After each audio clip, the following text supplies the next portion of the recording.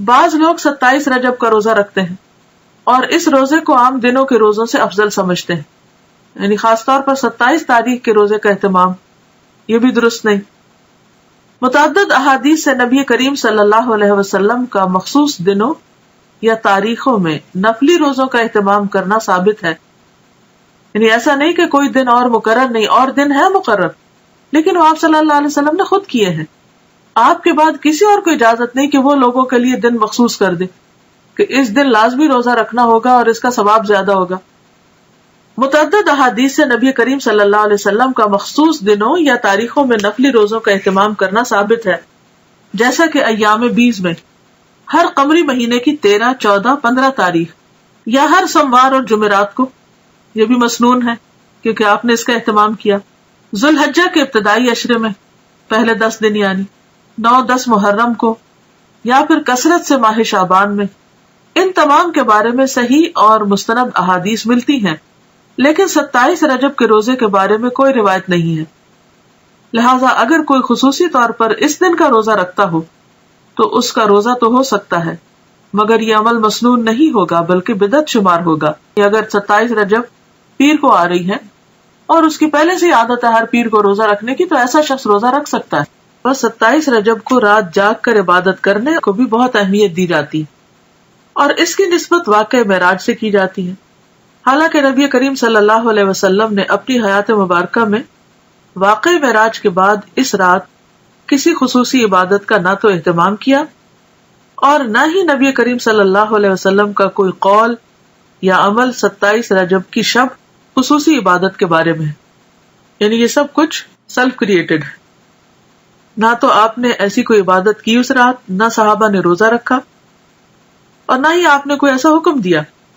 آپ کے جانثار صحابہ کرام یا ازواج مطہرات میں سے بھی کسی نے اس کا اہتمام نہیں کیا، لہٰذا ایسے تمام طریقوں اور کاموں سے بچنے کی ضرورت ہے جو دین کے نام پر نبی کریم صلی اللہ علیہ وسلم کے بعد ایجاد کر لیے گئے ہوں، یعنی اپنی طرف سے کسی چیز کی پابندی نہ اپنے اوپر اس طرح فرض کے درجے میں کرنی چاہیے اور نہ ہی کسی اور کو اس کا پابند کرنا چاہیے۔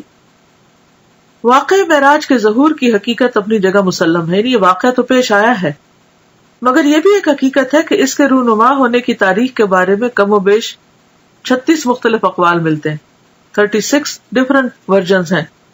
بعض کے مطابق یہ واقعہ ربیع الاول میں ہوا، بعض نے رمضان، بعض نے ہجرت سے چند سال بعد اور بعض نے چند ماہ قبل کہا۔ اس کی حتمی تاریخ کسی صحیح حدیث سے یقینی طور پر ثابت نہیں کہ واقعی یہ 27 رجب کو ہی ہوا ہوگا۔ تاہم یہ بات تسلیم شدہ ہے کہ نبی کریم صلی اللہ علیہ وسلم کو مکی زندگی کے آخری حصے میں یہ خاص مشاہدہ کرایا گیا جس میں ہمارے لیے سیکھنے اور عمل کرنے کے بہت سے پہلو ہیں۔ عبادت کا صرف وہی طریقہ پسندیدہ ہے، عبادت وہی قابل قبول ہے جو اللہ اور اس کے رسول کی اتھارٹی کے ساتھ ہو، ان کے حکم کے مطابق ہو۔ خود سے عبادت کے طریقے ایجاد کرنا اللہ کی اتھارٹی میں یا اللہ کے حکم میں دخل دینا ہے، اور یہ انتہائی غلط چیز ہے کہ جس کام کے لیے ہم انٹائٹلڈ ہی نہیں، جو ہمارا کام ہی نہیں، اس میں انٹرفیئرنس کیسی؟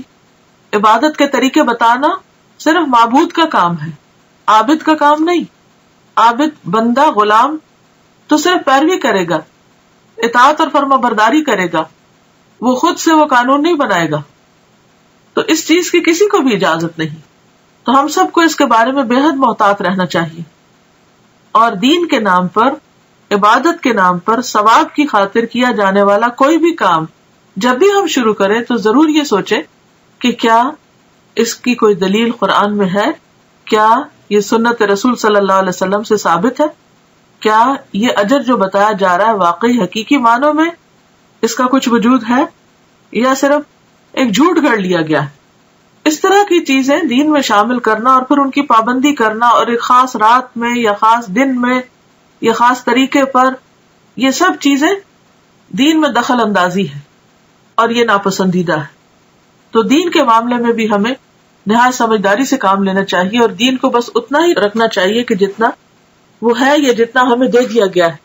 اگر ہم کچھ چیزیں اپنی طرف سے شامل کریں گے تو ایسا کرنا دین کو بوجھل بنانا ہوگا، مشکل بنانا ہوگا، اور لوگوں کے لیے زندگی کو دوبر کرنے کے مترادف ہوگا، اور یہ انتہائی ناپسندیدہ بات ہے، کیونکہ ہمارے لیے اتنا ہی دین کافی ہے جتنا ہمیں اللہ اور اس کے رسول صلی اللہ علیہ وسلم نے دے دیا. اس کی پابندی بھی ہم پہ بڑی بھاری ہوتی ہے. کہاں یہ کہ ہم ایکسٹرا چیزیں شروع کر دیں. جس چیز کو اللہ نے ہمارے لیے مقرر نہیں کیا اور جس پر کوئی ثواب نہیں بتایا، اس پر کسی انسان کو یہ حق نہیں کہ وہ لوگوں کو ثواب بتا کر اس پر پابند کرے. قرآن کریم میں ارشاد ربانی ہے، یا ایھا الذین آمنوا لا تقدموا بین یدی اللہ ورسولہ، الحجرات آیت 1. اے لوگو جو ایمان لائے ہو، اللہ اور اس کے رسول سے آگے نہ بڑھو. تو جو چیز قرآن و سنت سے ثابت نہیں، اس کے کرنے پر کوئی اجر و ثواب بھی نہیں. اور اگر ہم بعد میں کوئی ایسی چیز ایجاد کرتے ہیں اور اجر و ثواب کی نیت سے کرتے ہیں تو وہ بدعت میں شمار ہوگا، اس کے فائدے کی بجائے گناہ ہوگا. لہٰذا ایسی چیزوں سے بچنا ضروری ہے. اصل دین کیا ہے؟ ہمارے ذہن میں واضح ہونا چاہیے کہ اصل دین کیا ہے. اصل دین وہ ہے جو اللہ تعالیٰ نے محمد صلی اللہ علیہ وسلم کے ذریعے ہم تک پہنچایا، یعنی دین اللہ کی اطاعت و فرما برداری، اس کے احکامات کے آگے سر تسلیم خم کرنے اور محمد صلی اللہ علیہ وسلم کی سنت پر عمل کرنے کا نام ہے. ارشاد ربانی ہے، الیوم اکملت لکم دینکم واتممت علیکم نعمتی ورضیت لکم الاسلام دینا، المائدہ 3. آج میں نے تمہارے لیے تمہارا دین مکمل کر دیا اور تم پر اپنی نعمت تمام کر دی اور تمہارے لیے دین اسلام کو پسند کر لیا. لہذا کوئی بھی ایسا کام جو آپ صلی اللہ علیہ وسلم نے نہ کیا اور نہ ہی اس کا حکم دیا، اسے دین کا حصہ سمجھتے ہوئے ادا کرنا اور پھر اس پر اجر و ثواب کی توقع رکھنا بدعت ہے. نبی کریم صلی اللہ علیہ وسلم کا ارشاد ہے، کل محدثۃ بدعہ وکل بدعۃ ضلالہ وکل ضلالۃ فی النار. بے شک ہر نئی بات بدعت ہے اور ہر بدعت گمراہی ہے اور ہر گمراہی آگ میں لے جانے والی ہے. بدعتی کے بارے میں رسول اللہ صلی اللہ علیہ وسلم کا ارشاد مبارک ہے کہ اللہ تعالیٰ بدعتی کی توبہ قبول نہیں کرتا جب تک کہ وہ بدعت ترک نہیں کرتا. یہ صحیح حدیث ہے ترغیب و ترہیب کی. یعنی ایسے شخص کی توبہ بھی قبول نہیں ہوتی جو ان چیزوں کو چھوڑتا نہیں جو دین کے نام پر اس نے خود ایجاد کر لی، یا نبی صلی اللہ علیہ وسلم کے بعد اگر کسی نے ایجاد کی اور وہ ان کی پیروی اور پابندی کر رہا ہے. آپ صلی اللہ علیہ وسلم نے فرمایا، میں اپنے حوض پر تم سے پہلے موجود ہوں گا اور تم میں سے کچھ لوگ میرے سامنے لائے جائیں گے، پھر انہیں میرے سامنے سے ہٹا دیا جائے گا تو میں کہوں گا کہ اے میرے رب، یہ میرے ساتھی ہیں. لیکن مجھ سے کہا جائے گا کہ آپ نہیں جانتے انہوں نے آپ کے بعد کیا کیا نئی چیزیں ایجاد کر لی تھی. یہ صحیح بخاری کی روایت ہے. تو اس سے آپ اندازہ لگائیں کہ اگر کوئی شخص دین میں نئے طریقے ایجاد کرتا ہے اور ان کی پابندی کرتا ہے اور ان کو فرض کے درجے پر لے آتا ہے تو قیامت کے دن ایسے شخص کو نبی صلی اللہ علیہ وسلم کے حوض سے پانی نصیب نہ ہوگا اور آپ اس شخص سے خفا ہوں گے کیونکہ اس نے دین کو اپنے ہاتھ میں لے لیا.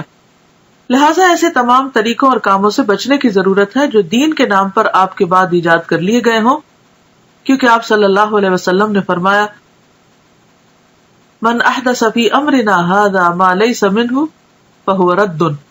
صحیح بخاری.